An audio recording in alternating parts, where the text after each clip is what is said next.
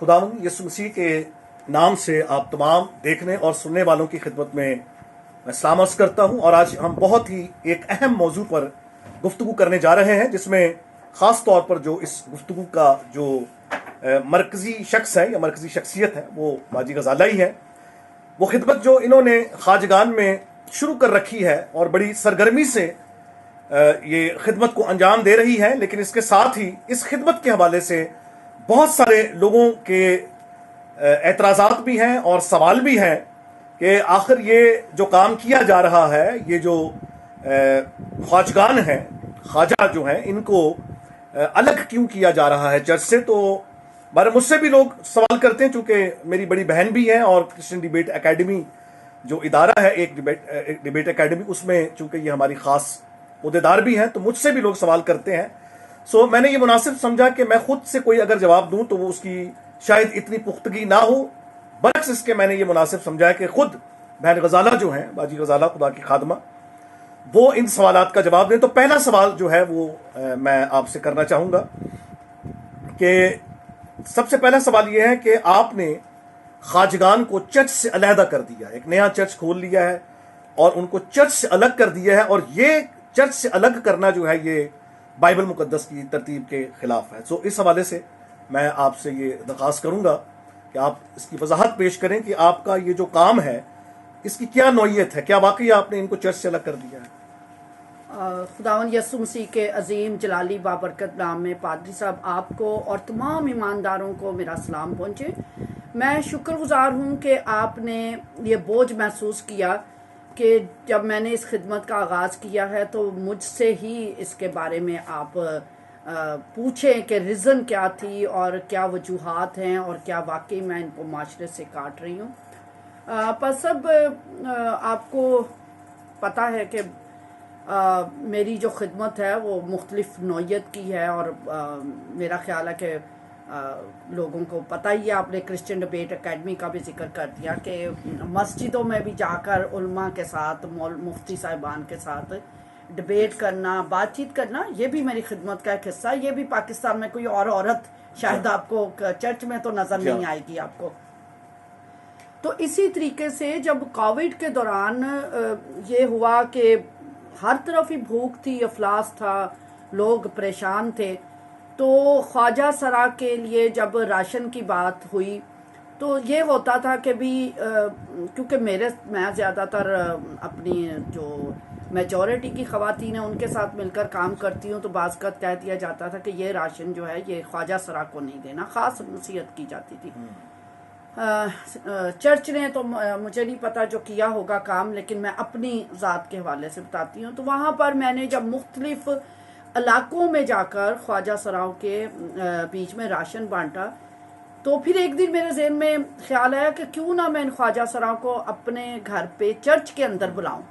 تو میں نے جب بلایا تو چرچ کے اندر تمام ہی مسلمان خواجہ سرا تھے، اور ان میں ایک کرسچن خواجہ سرا بھی پہلی بار میں ملی، کیونکہ میں خواجہ سرا کے بیچ میں بہت عرصے سے ہی کام کر رہی تھی، اور یہ میرا ایک شروع سے ان کے لیے ایک محبت تھی کہ جب کہیں مجھے کوئی بھی خواجہ سرا نظر آتا تھا، جو کچھ خدا نے مجھے توفیق دی ہوتی تھی، میں مٹھی میں انہیں دے کر تو میں انہیں یسایہ نبی کا صحیفہ ہمیشہ انہیں پڑھ کے سناتی تھی. روڈ پہ کہیں بھی مجھے ملتے تھے تو میں انہیں سناتی تھی کہ دنیا آپ کو رد کرتی ہے، دنیا آپ سے نفرت کرتی ہے، دنیا آپ کا مذاق اڑاتی ہے، لیکن خدا جو آپ کا خالق اور مالک ہے وہ آپ سے پیار کرتا ہے.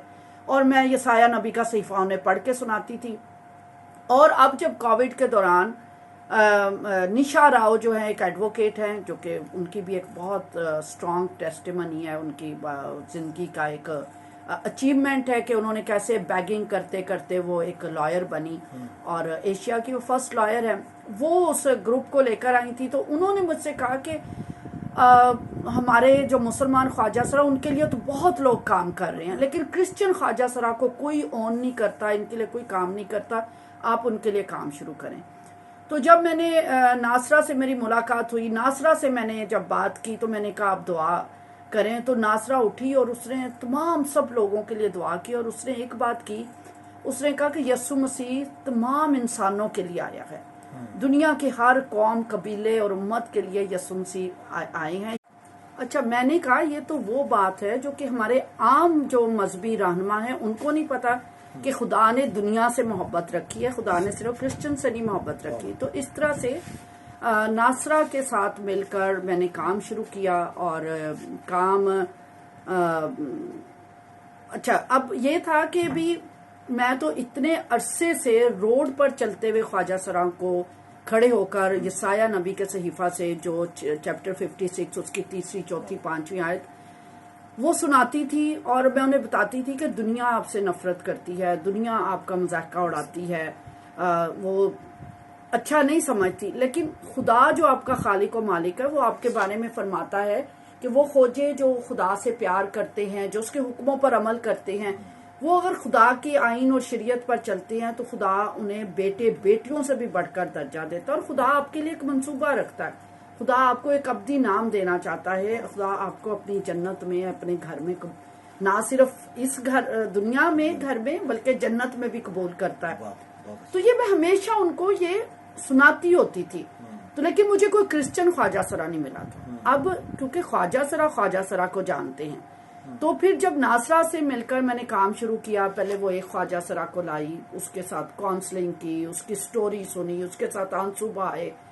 آپ یقین کریں، میں لیٹر آن آپ کو ایک خواجہ سرا کی ضرور کہانی سناؤں گی، اور میں ان کے ساتھ آنسو بہاتی تھی، کاؤنسلنگ کرتی تھی، پھر ان کے ساتھ کھانا کھایا، پھر کھانا کھانے کے بعد پھر میں ان کو بائبل میں سے خدا کا کلام سناتی تھی کہ بائبل آپ کے بارے میں کیا کہتی ہے، خدا آپ کے بارے میں کیا فرماتا ہے۔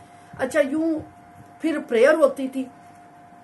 اچھا، یوں کرتے کرتے 1 سے 2 ہوئے، 2 سے 3 ہوئے، 4 ہوئے، 6 لوگوں کی جماعت بن گئی جو ریگولر ہم کمرے میں اپنے کمرے میں بیٹھ کے دعا کرتے تھے۔ اچھا پر صاحب، ان کا مسئلہ کیا ہے؟ ان کو محبت چاہیے، ان کو عزت چاہیے، ان کو اپنا یہ چاہیے۔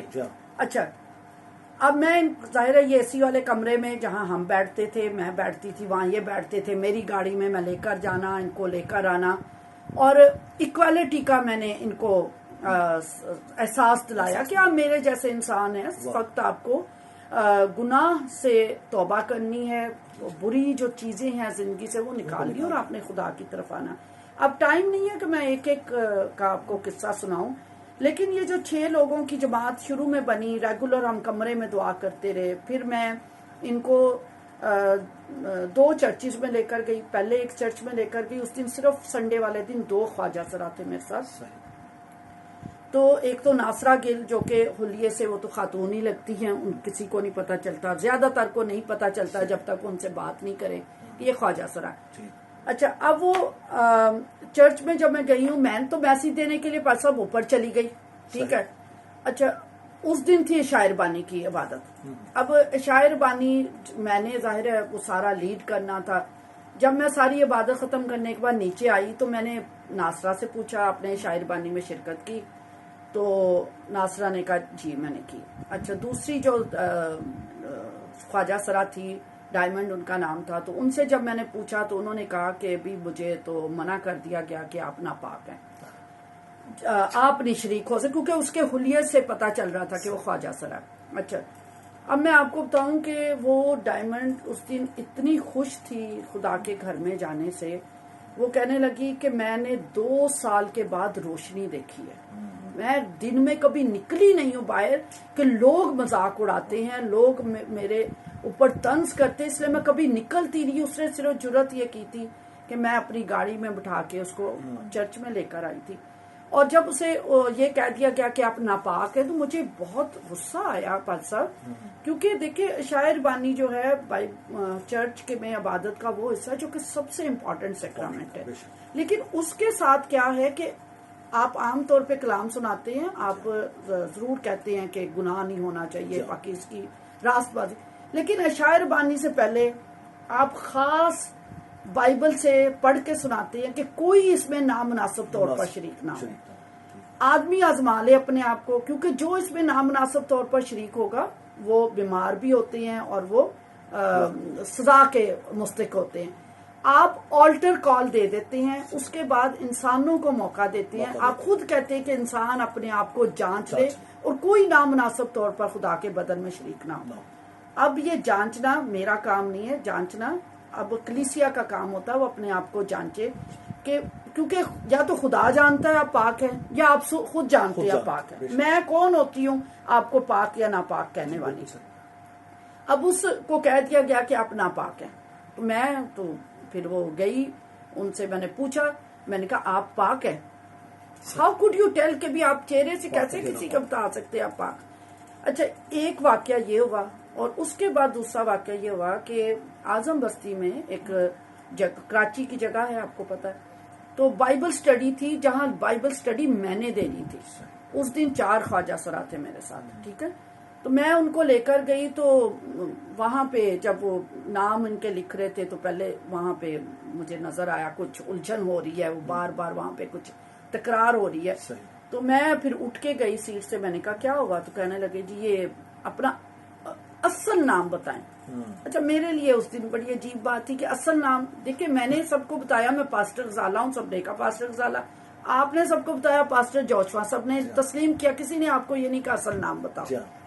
اچھا میں نے کہا جو یہ نام بتا رہے ہیں آپ یہ لکھیں، ٹھیک ہے. اچھا وہ ہو گیا. اس کے بعد مجھے جب میں گھر پہنچی تو مجھے میسج آ گیا کہ ہماری جماعت کے 2 لوگ جو ہیں وہ چرچ چھوڑ کے چلے گئے کہ آپ نے خواجہ سرا کو کیوں بٹھایا ہمارے ساتھ.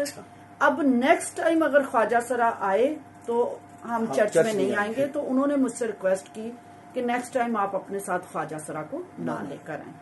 تو میں نے ان سے کہا کہ اگر میں آؤں گی تو میرے ساتھ خواجہ سرا بھی آئیں گے. آپ نہیں قبول کر سکتے تو میں ایسی جگہ بائبل سٹڈی نہیں دے سکتی جہاں خدا کی نجات کے دروازے لوگوں پر بند ہو. پھر ایک اور جگہ پہ پادری صاحب بڑا چرچ، پاسٹر سرور ایرک، وہ ابھی تو امریکہ میں ہوتے ہیں، ان کے والد کا چرچ ہے، میرے ذہن سے نام، وہ پاسٹر صاحب ہیں. انہوں نے اپنے چرچ میں بلایا اور بہت انہوں نے عزت بھی دی. ان خواجہ سرا نے کلام بھی بائبل ریڈنگ کی. اور اس کے بعد جب ہم نکل رہے تھے لوگوں نے پیچھے پوری ایک بچوں کا نا ہجوم پیچھے چل پڑا تالیاں بجاتے ہوئے نا. ہم چرچ سے نکلے ہیں اور تھوڑا سا ہمیں 1 یا 1.5 گلی چل کے واپس اپنی گاڑی تک پہنچنا تھا. ان کا چرچ گلی میں ہے. تو لوگوں نے وہاں پر اتنا ان کا مذاق پیچھے بچوں نے اڑایا. تو یہ کہنے لگے کہ ہم آپ کے گھر میں ہی عبادت کیا کریں گے، کم از کم کوئی ہمیں تماشا تو نہ بنائے. تو اس طرح کر کے میں نے ان کی ایک جماعت شروع کی. اور انہوں نے خود کہا کیونکہ چرچ میں ہم جاتے ہیں تو لوگ مڑ مڑ کے دیکھتے ہیں، نہ ہمیں سکون ہوتا ہے، ہم لوگوں کی نظروں کا نہیں مقابلہ کر سکتے، اور لوگ بھی کمفرٹیبل نہیں ہوتے، وہ بھی مڑ مڑ کے دیکھتے ہیں. اچھا یہاں آپ کیونکہ آپ کا گھر ہے اور سارے ہم خواجہ سرائی بیٹھے ہوتے ہیں، دائیں بھی خواجہ سرا، بائیں بھی خواجہ سرا، آگے بھی خواجہ سرا، پیچھے بھی. کوئی ہمیں یہ نہیں ہے کہ کوئی ہمیں گھور رہا ہے یا کوئی ہمیں دیکھ رہا ہے.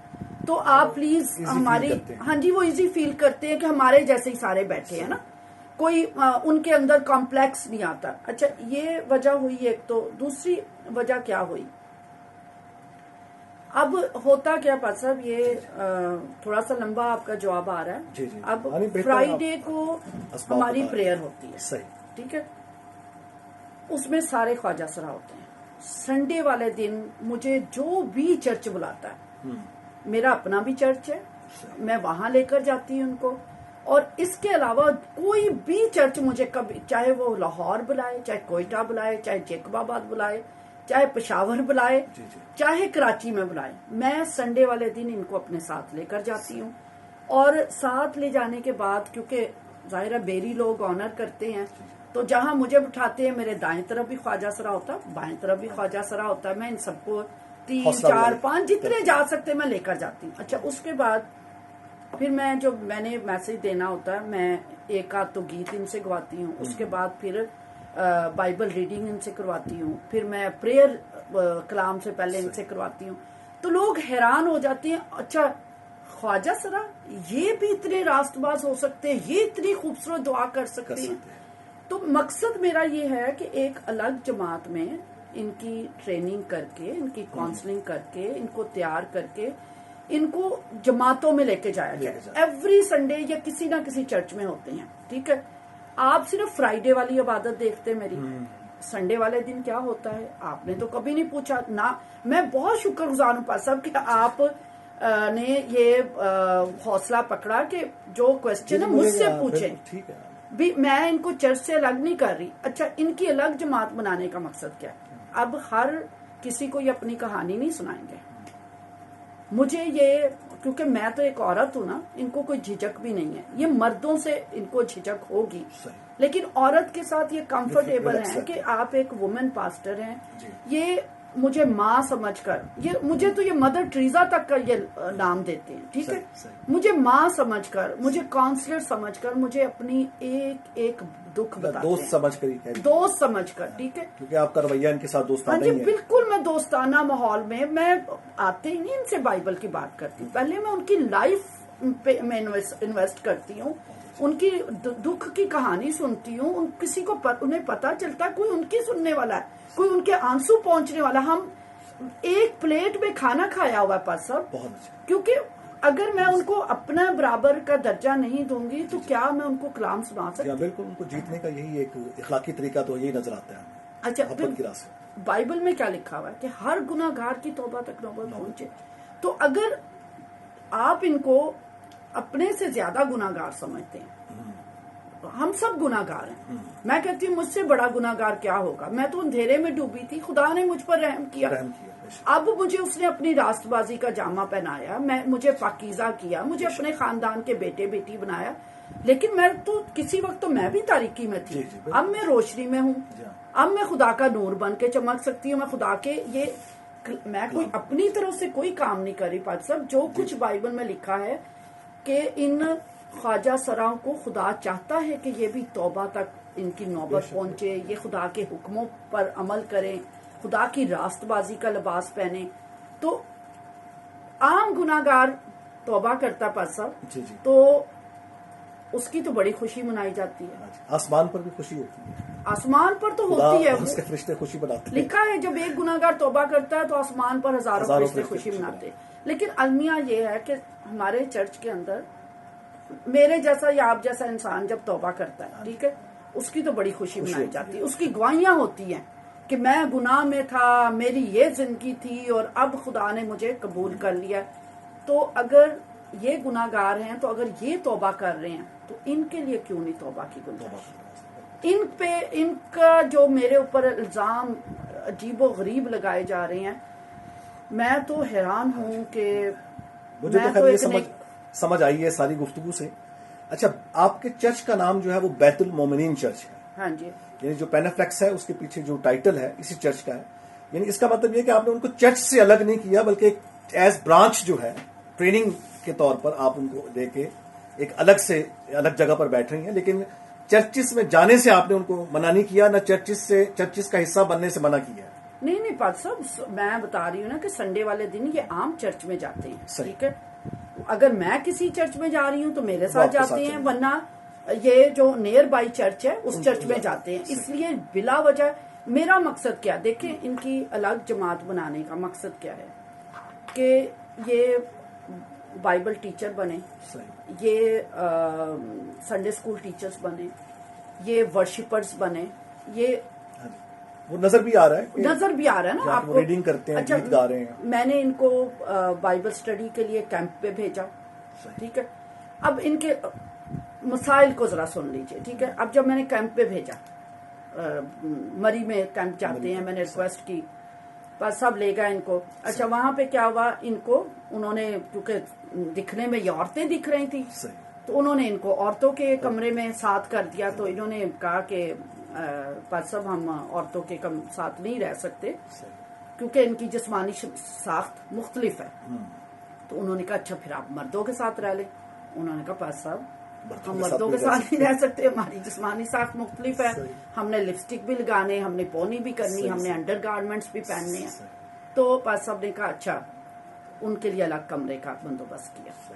اب مسئلہ یہ ہے کہ اگر ان کی ایک الگ شناخت ہے تو جس کو بائبل آئیڈینٹیفائی کرتی ہے، میں تو نہیں آئیڈینٹیفائی کر رہی نا، مجھے اور آپ کو بیٹے بیٹیاں کہا گیا، ان کو کہا بیٹے بیٹیوں سے بڑھ کر درجہ دیا جائے گا، ان کا الگ ذکر کیا گیا۔ میرا مقصد صرف یہ ہے کہ یہ ایک جماعت میں بیٹھ کے آپس میں خدا کا کلام سیکھیں، گیت گائیں، ورشپ کریں، مضبوط ہوں، اور اس کے بعد مختلف چرچز میں جائیں، اور لوگ ان کی گواہیوں کو دیکھ کر لوگ خوشی بھی کر رہے ہیں، اور لوگ اور دوسرے خواجہ سرا کے لیے بھی فکر مند ہو رہے ہیں۔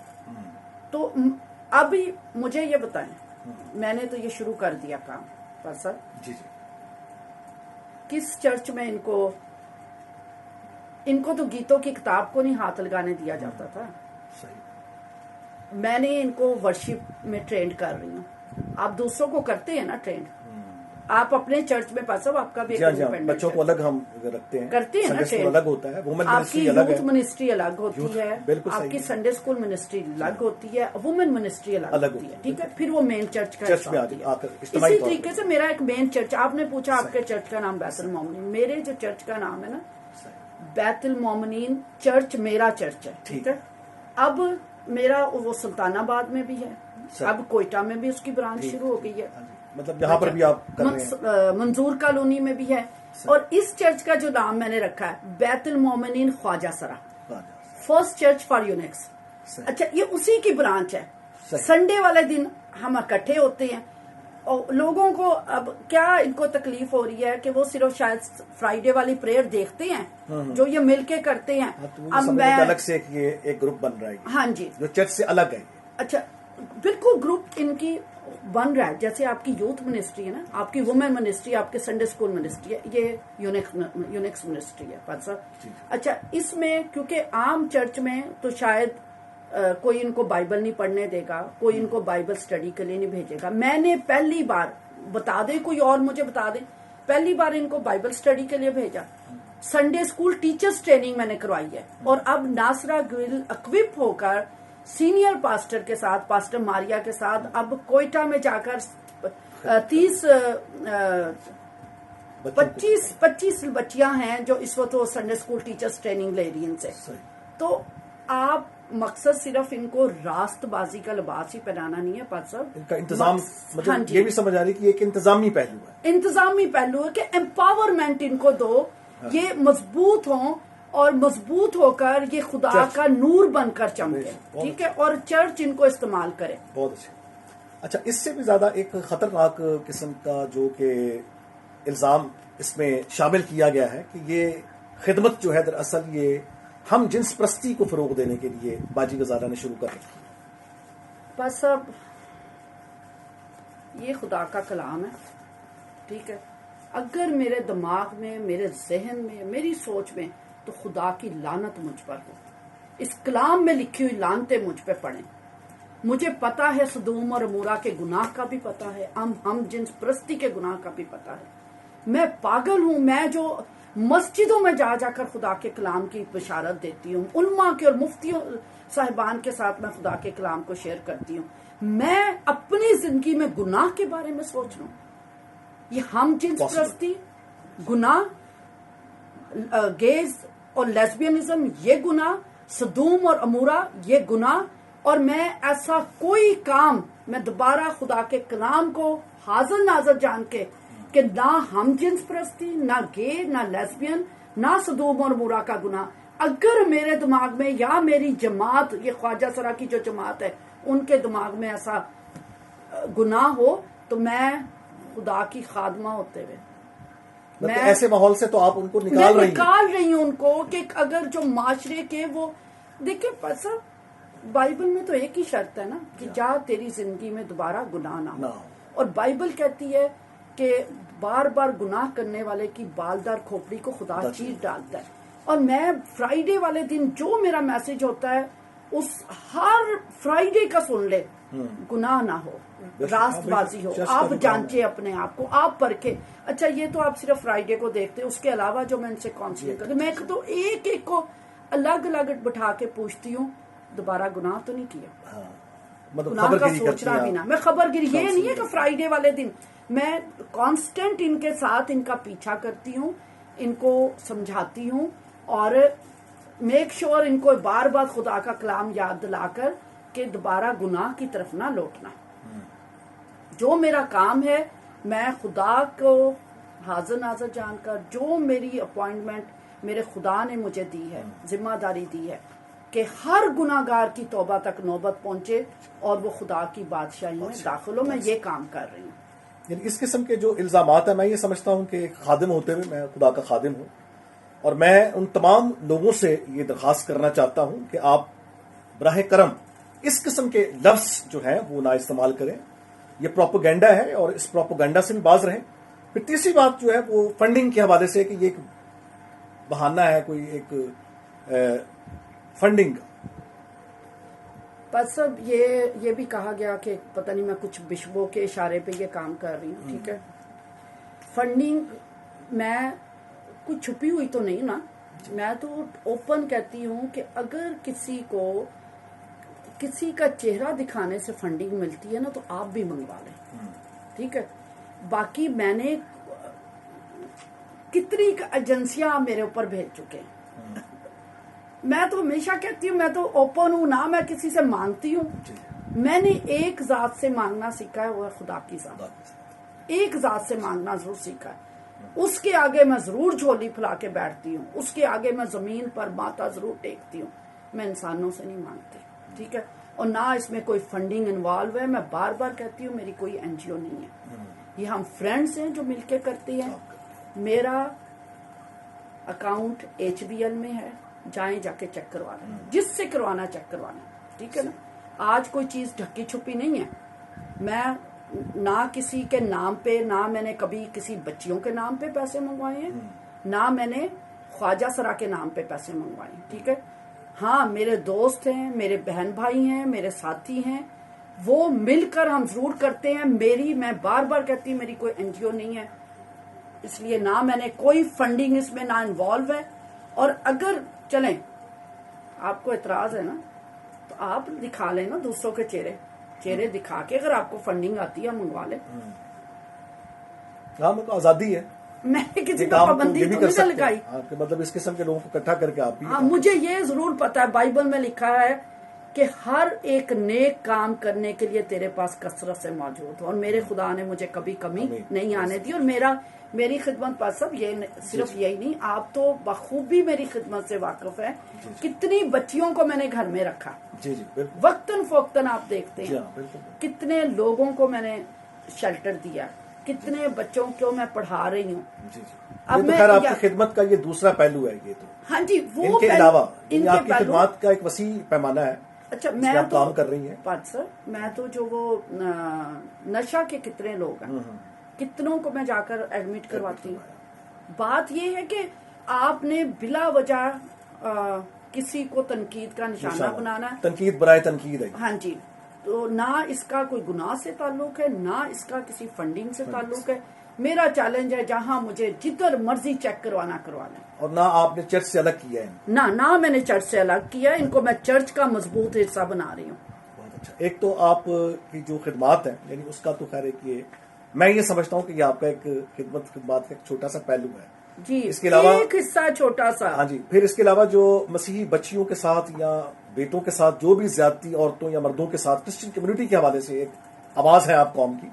پھر اس کے علاوہ میں نے جو آپ کی گواہی میں یہ بھی سنا کہ آپ نے مسلمان جو خواجہ ہیں ان کے لیے بھی آپ نے کچھ خدمات پیش کی ہیں. جی بس سر، میں نے صرف یہ کرسچن خواجہ سرا کے لیے نہیں، میں نے مفتی صاحبان سے جا کر بات کی، علماء سے بات کی. میں نے کہا آپ کیوں نہیں ان کو قبول کرتے مسجد میں اپنے.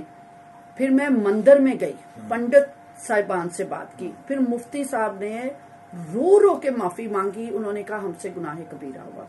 اور جب اس کو بہت لوگوں نے اپریشیٹ کیا، علماء نے بات کی. میں خود گئی، میں خواجہ سرا کو لے کر گئی ان کے پاس. اور اب اسلام آباد میں ایک مدرسہ ان کے لیے کھول دیا گیا پر سب، اور بنگلہ دیش میں ان کے لیے مدرسہ کھول دیا گیا ہے. اور مجھے حیرت ہوتی ہے کہ مسلمانوں نے مدرسہ کھولا نا، کسی نے کوئی تنقید نہیں کی. کسی نے نہیں کہا کہ ہم جنس پرستی ہو رہی ہے، صدوم اور مورا کا گناہ ہو رہا ہے یا فنڈنگ ہو رہی. ایک غزالہ نے اگر تنہا یہ نیک کام شروع کر دیا گناہگاروں کو بے بسوں کو، بے قصوں کو، رد کیے ہوئے لوگوں کو اگر میں خدا کی جماعت میں لے کے آنا شروع ہو گئی ہوں تو مجھ پر اتنی انگلیاں اٹھائی جا رہی ایک نیک کام کرنے کے سبب سے.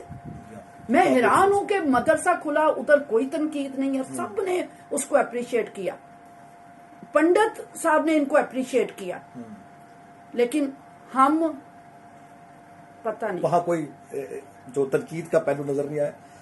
تو میں یہ سمجھتا ہوں کہ یہ تو پھر وہی بات ہوگی، وہ ٹانگیں کھینچنے والی بات ہے کہ اگر کوئی کام شخص کام کر رہا ہے، برعکس اس کے شانہ بشانہ ہو کر کام کرنے کے ہم جو ہے اس کا اپوزٹ رویہ جو ہے وہ ظاہر کر رہے ہیں. بس سر میں نے تو کسی سے 5 روپے بھی نہیں نا مانگے. جی آپ مجھ سے کیا پوچھیں گے؟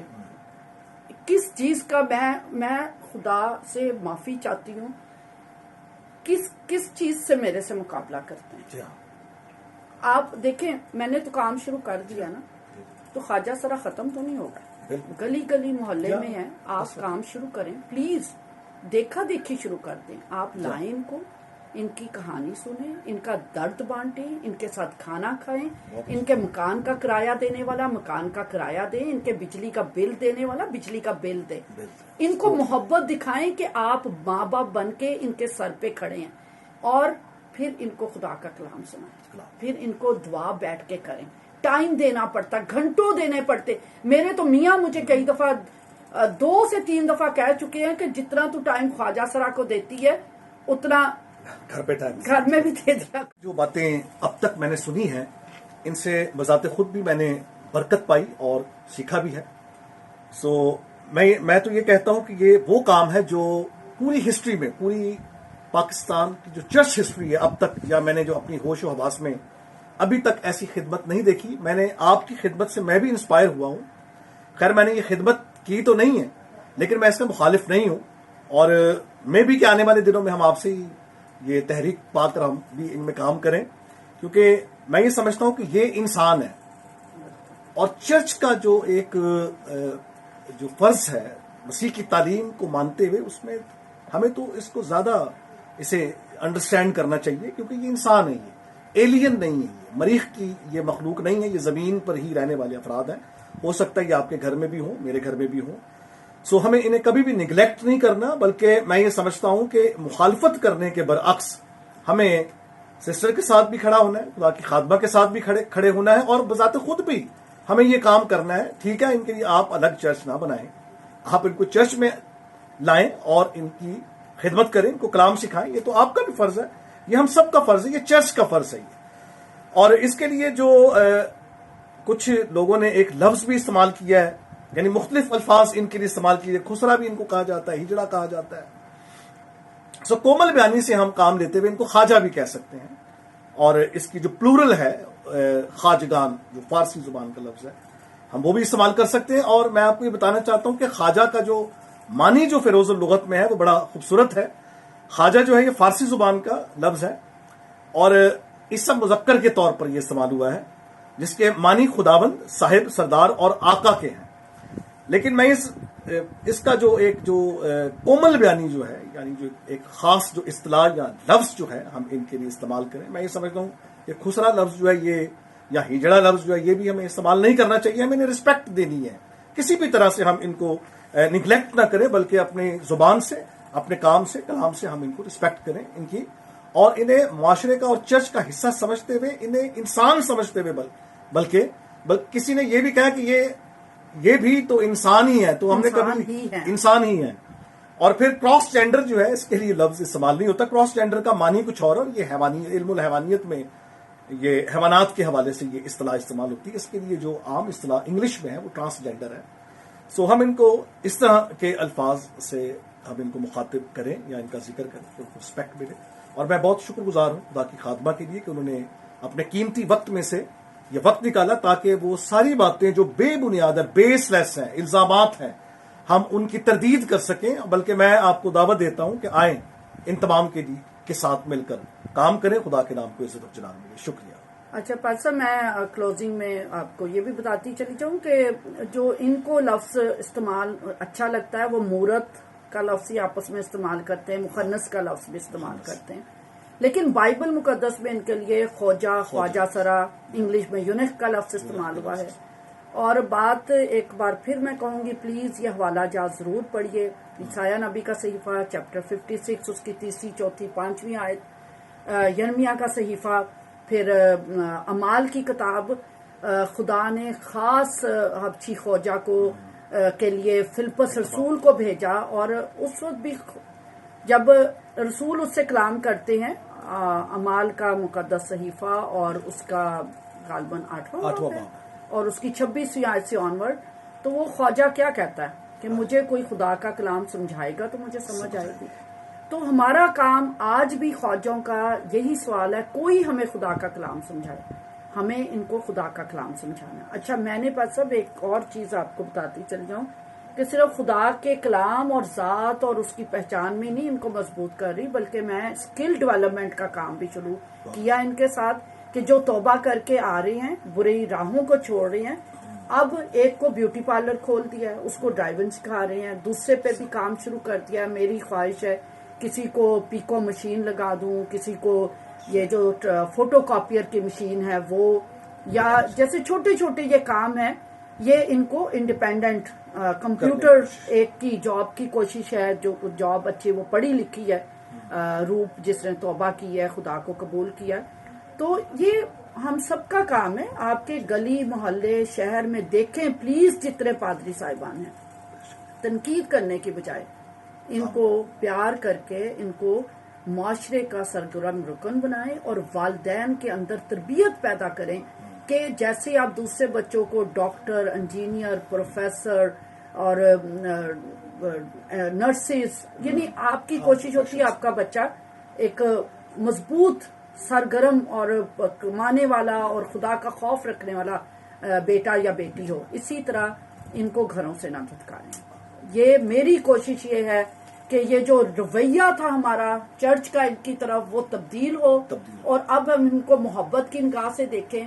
بائبل بھری پڑھی، بائبل میں یہ بہت اونچے اونچے عہدوں پہ فائز رہے ہیں، وزیر خزانہ رہے ہیں، فوج کے وہ رہے ہیں، حاکم رہے ہیں، نبیوں کو زندگی دینے والے رہے ہیں، نبیوں کی حفاظت پہ مامور رہے ہیں، اور خدا ان سے ہمیشہ کلام بادشاہوں کے محل میں بھی یہ ان کی ڈیوٹیز تھی. اسی لیے ان کو خواجہ سرا، یعنی پوسٹ ہے، یہ خواجہ سرا پوسٹ ہے، حاکم، جہاں بادشاہوں کی جو حرمیں تھیں ان کی حفاظت پر یہ مامور کیے جاتے تھے. تو یہ تو والدین کا ایک بہت اچھا ساتھی بن سکتے ہیں، کیونکہ دوسرے بچے شادی کر کے شاید اپنے بیوی بچوں کے ساتھ مصروف ہو جاتے، انہوں نے تو شادی نہیں کرنی. یہ آپ کے ٹھیک ہے، تو یہ تو آپ کے ہمیشہ کے، ان کو صرف پیار دے کر دیکھیں، ان کو قبول کر کے دیکھیں، ان کو گھر سے نہ نکالیں. ایک بار پھر میں آپ کا شکریہ ادا کرتا ہوں، ساری گفتگو کے لیے میں خدا کا شکر کرتا ہوں، اور میں یہ سمجھتا ہوں کہ جو ہم نے گفتگو کی ہے اس سے کافی حد تک سننے والوں کو اویئرنیس حاصل ہوگی، اور ہم سب مل کر اس پر کام کریں. شکریہ.